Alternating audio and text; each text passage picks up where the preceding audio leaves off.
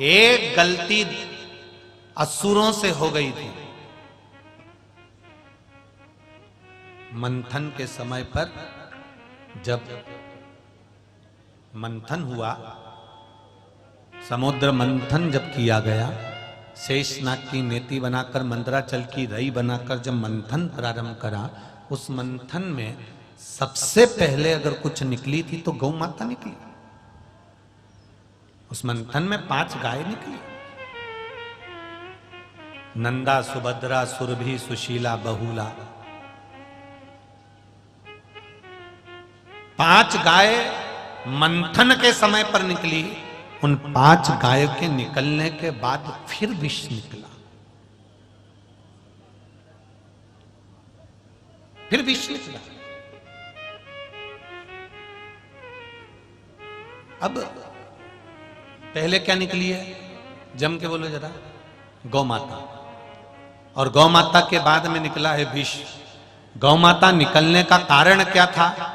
मंथन में सबसे पहले गौ माता के निकलने का कारण केवल इतना था, विष जो निकलेगा, उस विष को जो पिएगा उसका कंठ जलेगा, उसका शरीर जलेगा। उस विष की तपन को अगर रोक सकता है तो गौ माता का दूध रोक सकता है। इसलिए शंकर जी का अभिषेक गाय के दूध से होता है।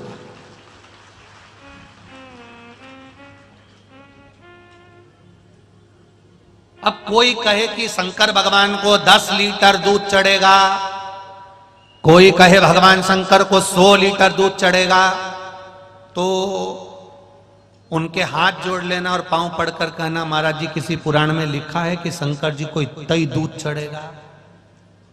यहां तो शिव महापुराण की कथा कहती है, आधी में पुनियात।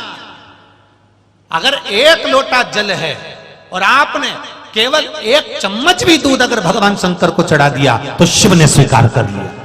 मेरा भोलेनाथ कभी नहीं कहता कि मुझे करोड़ों में देना, मेरा भोलेनाथ कभी नहीं कहता कि मुझे लाखों में देना, मेरा भोलेनाथ कभी नहीं कहता कि मुझे इतना देना। मेरा भोलेनाथ जी तो केवल इतना कहता है कि थोड़ा भी देना तो श्रेष्ठ देना। सारे देवताओं को एक तुमने जो चढ़ाया चढ़ाया, शंकर जी को अगर एक बेलपत्री भी चढ़ती है तो खंडित नहीं चढ़ती। चढ़ती है क्या? चावल का 1 दाना, मात्र 1 दाना चावल का आप शंकर जी को चढ़ाओ, पर खंडित मत चढ़ाओ। 1 दाना चढ़ाना ज्यादा नहीं, पर पूर्ण आखा चढ़ाओ। शंकर जी को फूटा हुआ नरियल भी नहीं चढ़ता। शंकर जी को नरियल भी चढ़ेगा, श्रीफल भी चढ़ेगा तो पूरा चढ़ेगा, पूर्ण।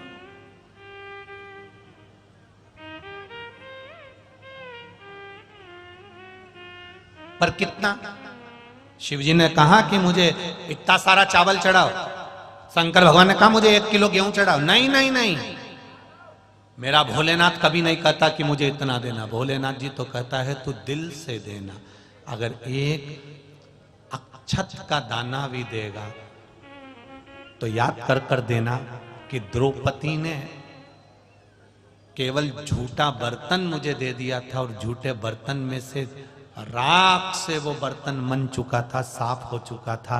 द्रौपदी कह रही थी मेरे पास में कुछ भी नहीं है। भगवान ने कहा मुझे दे तो बर्तन जरा, पात्र तो दे। द्रौपदी ने पात्र दिया। वो पात्र चारों तरफ से ऐसा था, ऊपर किन्नौर लगी हुई थी, जैसे आपके भगोनी होती है, तपेली होती है।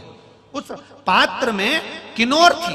उस किन्नौर में 1 चावल के दाने का आधा हिस्सा फंसा हुआ था और उस पर भी राख लगी हुई थी।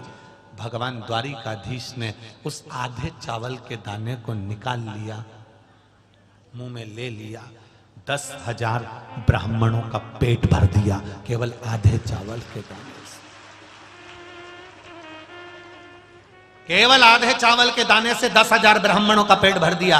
मेरा महादेव कभी नहीं कहता कि मुझे लाखों में देना कि करोड़ों में देना। मेरा महादेव कभी नहीं कहता कि मुझे इतना देना। मेरा महादेव कहता है आधा चावल का दाना देना पर प्रेम का देना, 1 चावल का दाना देना पर प्रेम का देना, 1 लोटा जल देना तो प्रेम का देना। और सुन, 4 घंटे तक नाम जपे जा रही, जपे जा रही, जपे जा रही, जपे जा रही, और कहीं की आ गई और आंख खोल के देख लिया कौन आया कौन गया। भगवान के ऐसा भजन भी मत देना। एक क्षण मैं तुझे देख लूं और तू मुझे देख ले, ऐसा श्री शिवाय नमस्तुभ्यम बोल देना। एक क्षण। ये बुजुर्ग माताएं यहां पर बैठी हुई हैं, बुजुर्ग भाई भी यहां पर बैठे हैं। आज के जमाने में लड़की लड़के को शादी के समय पर दिखाया जाता है। आधा घंटा बैठकर छोरी छोरा को बात कराई जाती है, फिर होटल में मिलाया जाता है। साहब ये लड़की से लड़के से संबंध हो रहा है, देख लो साहब। लड़की लड़का घूमने भी जाते हैं शादी के पहले बातचीत करने के लिए। बोलो री जीजियों, सही है कि गलत है? और एक पहले का विवाह होता था, लड़की चाय की ट्रे लेकर आई, रखी, निगाह उठी, छोरा छोरी की निगाह मिली, उसने ट्रे रखी और अंदर चली गई। उससे ना तो कोई प्रश्न करा गया ना कुछ पूछा गया, केवल छोरे ने छोरी को देखा, छोरी ने छोरे को देखा। आधे घंटे सोफे पे बैठ के नहीं देखा, केवल एक क्षण ट्रे रखते समय बस निगाह मिली और शादी पक्की हो गई। जो एक निगाह से शादी पक्की हुई थी वो 7 जन्म तक चली, और जो होटल में हुई थी वो 7 महीने ही चल जाए तो बहुत बड़ी बात है। 24 घंटे फोन पे लगे रहे, मम्मी भी कुछ नहीं बोली, अब पक्की हुई है शादी। क्या बोला? ना माँ बोली ना पिता बोले, शादी पक्की हुई है, कर लेने दो बात। 24 घंटा बात करे, रात को 1-1, 2-2 बजे तक बात करे, सुबह उठ के फिर मैसेज करे। उसके बाद भी शादी होने के बाद 4 साल 5 साल 6 साल में अदालत में खड़े मिलेंगे तलाक के लिए। जरा विचार करिए।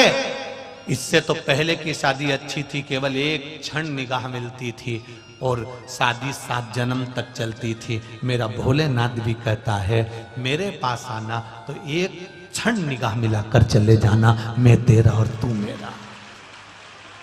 और कई ऐसे हैं 24 घंटे मंदिर के अंदर बैठे रहते माला पकड़ के, 24 घंटे। अब इन्हें माला तो पकड़ी है और निगाह जहां मिलाना थी उसकी जगह।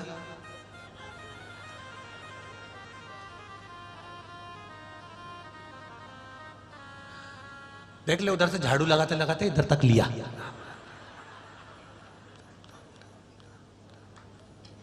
वो बर्तन वाली को बोल देना, बर्तन उधर से उठा के इधर रख देगी और वहां से सोफा सेट को खसका के उधर से झाड़ू निकाल लेगी।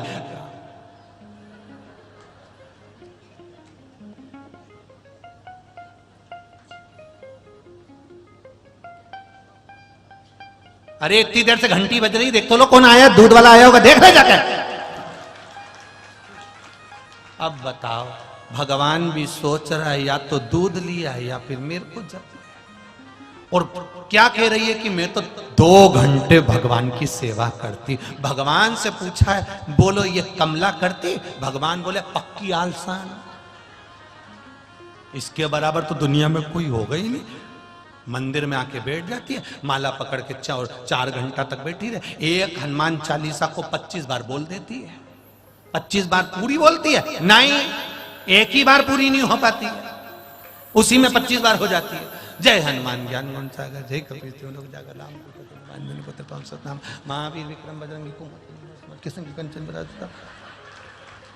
पूरी हनुमान चालीसा पढ़ती जाएगी, पूरा काम घर का करती जाएगी। हनुमान जी भी बोले बेन जाने दे, मेरे को दूसरी जगह जाना, तू बैठी 4 घंटे से। भगवान भी फिर, भगवान को ये पसंद नहीं है। भगवान कहता है एक क्षण मात्र आधी में पुनियाद।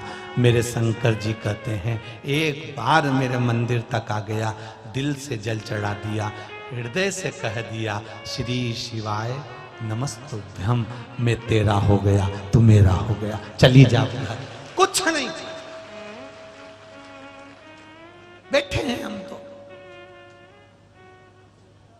कभी दिल से अगरबत्ती लगाकर देखो, कभी दिल से भगवान को धूप बत्ती लगा कर देखो, कभी दिल से भगवान को जल चढ़ा कर देखो। दुकान पर भी जाते हो तो हमारे पिताजी अगरबत्ती लगाते थे इसलिए हम लगा रहे हैं, हमारे दादाजी अगरबत्ती लगाते थे इसलिए हम अगरबत्ती लगा रहे हैं। बस भगवान को इसलिए अगरबत्ती लगा रहे हो क्योंकि हमारे दादाजी लगाते थे, हमारे पिताजी लगाते थे, हमारा नियम चले आ रहा है। ऐसा नियम नहीं करना अपने को कि दादा और पिताजी के समय से आ रहा है। नियम अगरबत्ती का नहीं था, दादाजी अगरबत्ती दिल से लगाते थे, धूप बत्ती दिल से लगाते थे, प्रेम से भगवान को रिझाते थे कि ये दुकान तेरी है, ये व्यापार तेरा है, ये घर तेरा है और मैं स्वयं तेरा हूं, तू मेरे को संभाल लेना, इस दुकान को संभाल लेना। तब दुकान चलती थी और ऐसी चलती थी कि खूब धन आता था। अब वही दुकान जो दादाजी की थी, जो पिताजी की थी, उस पर तुम भी बैठ रहे हो। कौन से 4 चांद लगा दिए तुमने?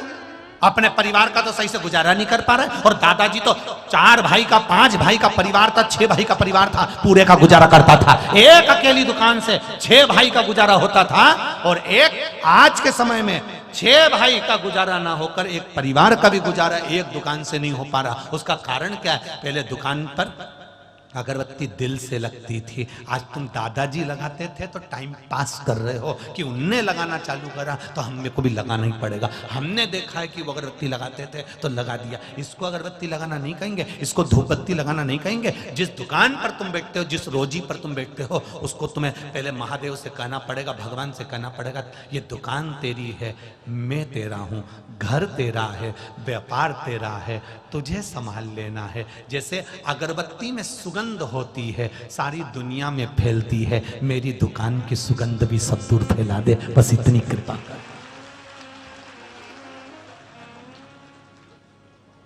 इस दुकान की सुगंध भी तो सारे जनमानस तक फैला दे, बस इतनी कृपा, इतनी।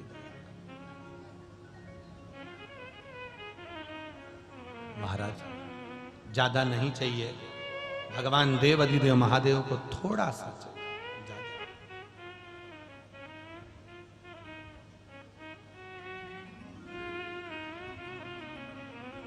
जब